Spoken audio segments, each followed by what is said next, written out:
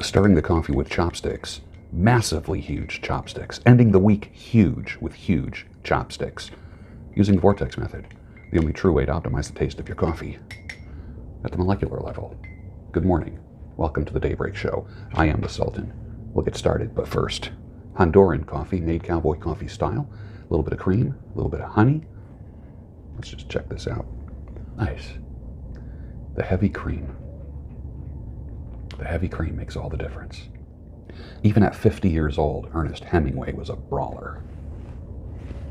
Some of the best stories of his macho posturing involve fellow writers.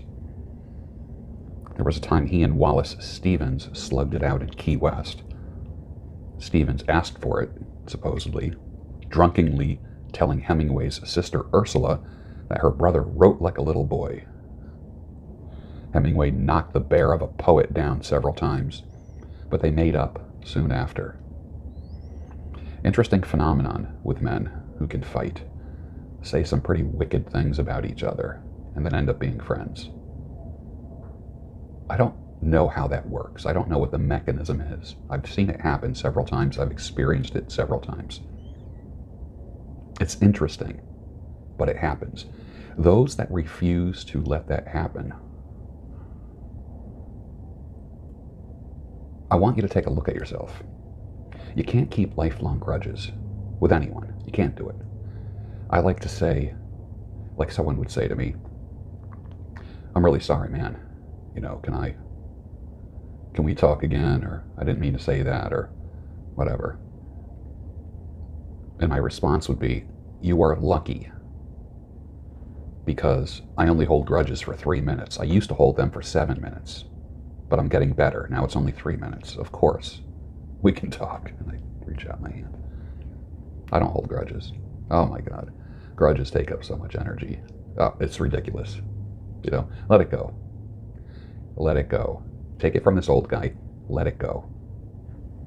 You will remember my words long after I'm dead. Let it go.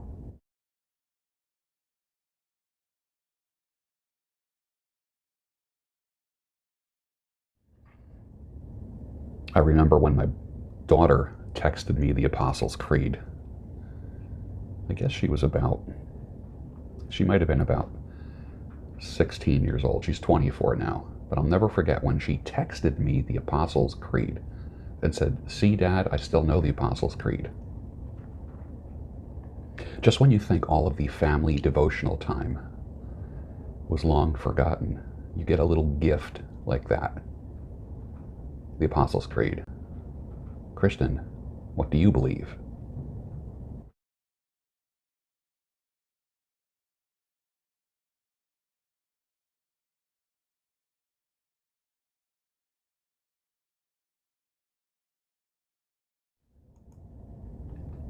Remember when local TV stations had local horror show hosts? Some of them actually got syndicated, but it would be like a chiller theater. It would be Friday night at 10 o'clock, 11 o'clock, midnight, and they would play like a B horror film. Just kind of like a lower class, not even like the classic horror. It was like a B film. And then in between, like during the commercials, the horror host who created a persona, usually a cheesy persona, would comment on the videos and display humor and such. Well, Vincent Price hosted a series of chiller-type shows in Philadelphia in the 60s, and a friend of mine was a cameraman there, and they had a little horror set. They taped many shows over a week, and at the end of one taping, Vincent said to my friend, any good places to eat around here? And one night, they went to a diner. Next night, they ran really late, and then there was nothing that was open. And my friend said, well, my wife is cooking. You're welcome to join us. He called and said, honey, set the table for one more. We're going to have a guest tonight. So Vincent Price had dinner in Philadelphia at my friend's house, and they were friends until Vincent died. Great story, isn't it? Do you want to blow your mind? I want you to read everything you can get your hands on and watch every video about Singularity and Ray Kurzweil. Watch any video with Ray Kurzweil and just get ready for the mind to get blown. Singularity. Do any of you have a prosthetic, a leg, an arm, a hand, a foot? Any of you? Let me know down below. I remember in high school, there was a boy who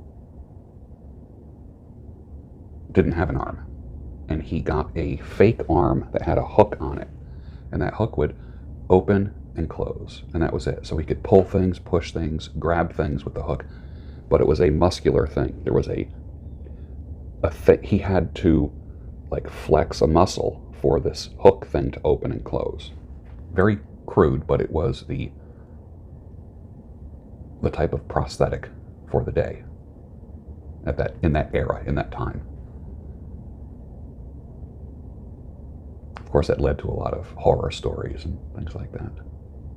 Singularity is, within the concept of singularity is, they would put a prosthetic hand on, and rather than flexing a muscle to make that open and close, the person would just think open. Now they have hands, okay, not hooks. They have a hand. And you just think, open, close, open, close. Literally the prosthetic is one with the person's body. There is a singularity between it. We are going to get to the point where a person will be able to play piano with a prosthetic, and the prosthetic will not be something that feels like an extra piece. It will be the person's body, in the same way a pacemaker or an artificial organ. Or just think about it. Think about things that are one with your body. Like, for instance, I had cataract surgery. They took out my lens. They put me to sleep. Made my eye wide open. And this happened in September. I had my eyes done. And they cut my eye, sucked out the lens, or took it out, inserted a new lens. Didn't even sew me back up. I don't even know what they did. I'm not even sure if it was a stitch or what.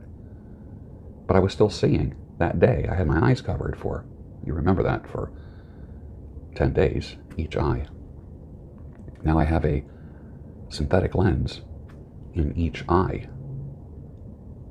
So that was pretty cool, you know. But think about singularity. The things that are going to happen with singularity. Remember the movie? It was with Johnny Depp, and he was dying, and they downloaded the data in his brain so he wouldn't die, and they put it in a computer. So when his body died, the data in his brain was still alive and interactive. How many movies have you seen where there's a plug in the back of the person's head? I mean, Matrix, I believe, had that. What was the book that came out in the 70s? I have it. Future Shock. Future Shock. Anyone remember Future Shock by Alvin Toffler? There was in the 60s and 70s, there was a series of films and documentaries that were futurist. Do you know futurist? Does anyone even use that word anymore?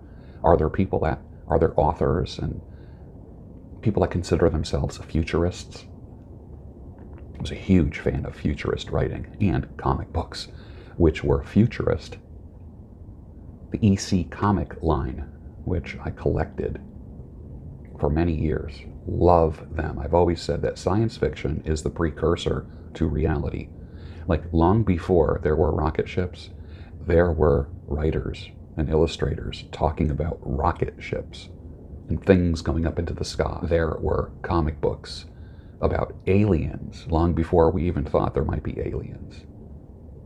A lot of cool stuff. comes from the mind of a science fiction writer or a futurist. Are you a futurist? Read Ray Kurzweil and anything on the topic of singularity. It is a rabbit hole. It'll last you all weekend.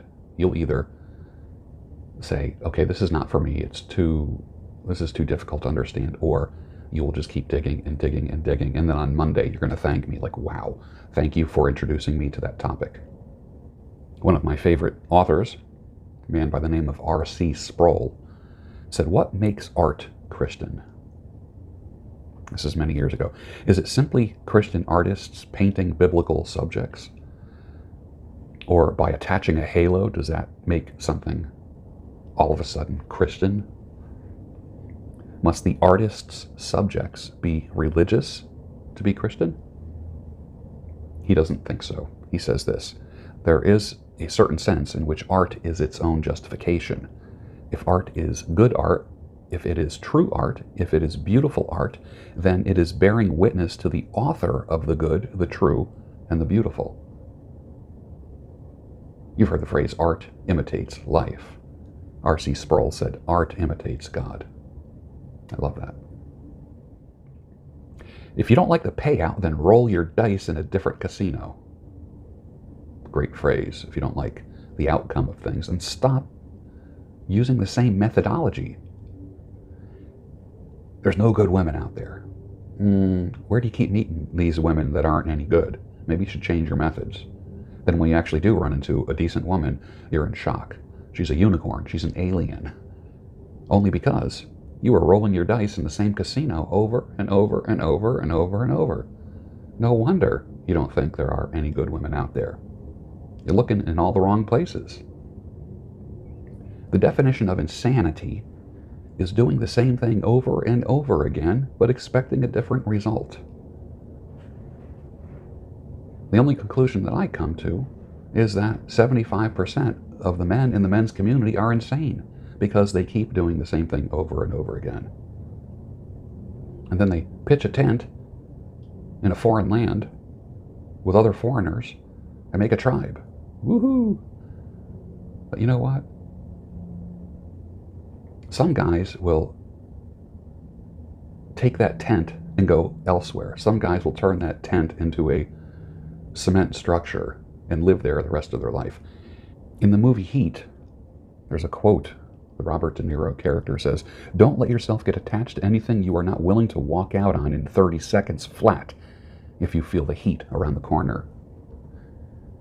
Don't be afraid to walk away from a tribe if they start getting crazy. That's my advice for you today. Did you ever make stracciatella, a soup that washes away the sins of the weekend? Let me give you the recipe for stracciatella.